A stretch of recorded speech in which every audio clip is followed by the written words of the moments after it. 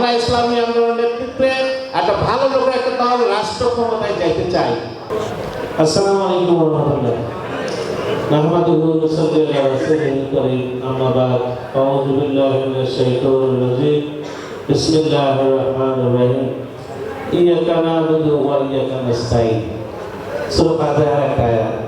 ইয়াকা না'বুদু, আমরা আল্লাহর ইবাদত করি। ইবাদত মানে কি? ইবাদতের দুটো অংশ। একটা হলো প্রার্থনা করা, নামাজ পড়ি, আমরা রোজা রাখতেছি, হজ করতেছি, এটা একটা অংশ। আরেকটা অংশ হলো আল্লাহ দাসত্ব করা বা আনুগত্য করা। এই আনুগত্য ৫ ওয়াক্ত নামাজ পড়ে, অফিসে আবার ঘুষও খায়। ৫ ওয়াক্ত নামাজ পড়ে, আবার মদের দোকান করে। হবে ভাই? মদের দোকান করলে হবে? তাহলে নামাজের সাথে আল্লাহ তাআলা বলতেছে অন্যান্য কাজগুলো যেগুলো আছে সেটা কোরআন মোতাবেক হইতে হবে।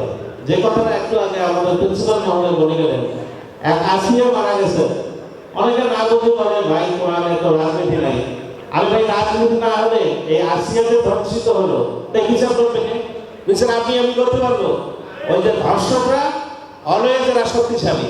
তাই এখানে যদি রাষ্ট্রীয় ক্ষমতা থাকে, আল্লাহ তাআলা যদি আমাদেরকে রাষ্ট্রীয় ক্ষমতা দেয়, তাহলে কোরআনের আলোকে ন্যায় বিচার, আপনি জানেন সূরা নাহল 90 নম্বর আয়াত, আল্লাহ তাআলা আদেশ করতেছেন ১ নম্বরকে ন্যায় বিচার, ২ নম্বর সদাচরণ, ৩ নম্বর আত্মীয় স্বজনকে হেল্প করা।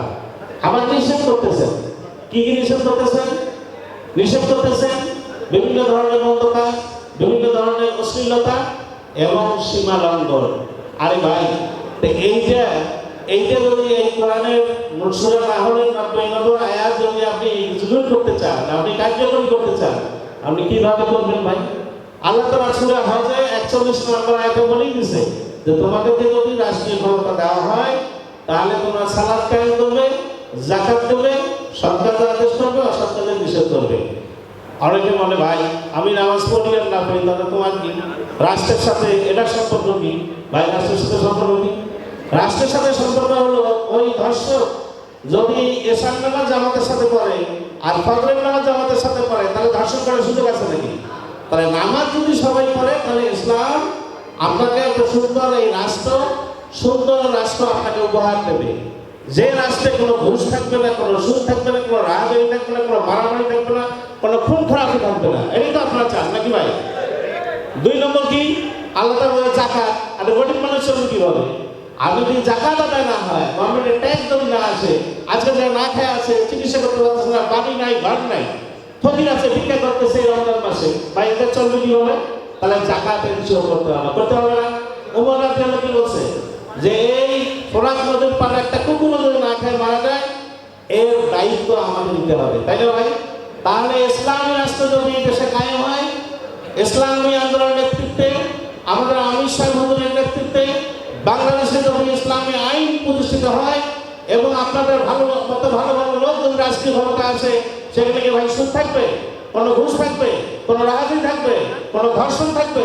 কিছুই থাকবে না। আমরা শান্তিতে সবাই বাস করবো, তাই না ভাই? সবাই আমরা শান্তিতে বাস করবো। তো এই শান্তিতে বাস করার জন্য ইয়াকা না'বুদু, আমরা ইবাদত করি, ইয়াকা নাস্তাঈন, আমরা সাহায্য চাই। কি সাহায্য চাই আল্লাহর কাছে?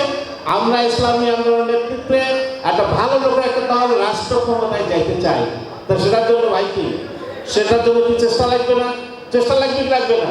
নাকি এখানে সবাই মিলে দোয়া করলে আল্লাহ তাআলা আমাদের রাষ্ট্র ক্ষমতা দিয়ে দেবে? তা দেবে না। হযরত মুহাম্মদ সাল্লাল্লাহু আলাইহি ওয়াসাল্লাম, আপনারা জানেন, উনি বদরের যুদ্ধে গিয়েছেন, সেখানে যুদ্ধ করতে হয়েছে, দোয়াও করতে হয়েছে, তারপর সেই বদরের যুদ্ধে জয়লাভ করা গেছে নাকি ভাই? তো এখন আপনারা সবাই যারা আছেন, ওই যে আমার এক সংসদ সদস্য প্রার্থী উনি বলে গেছেন যে আপনাকে কিন্তু ওই লক্ষ্যে পৌঁছার জন্য মানুষকে ইনভাইট করতে হবে, দাওয়াত দিতে হবে।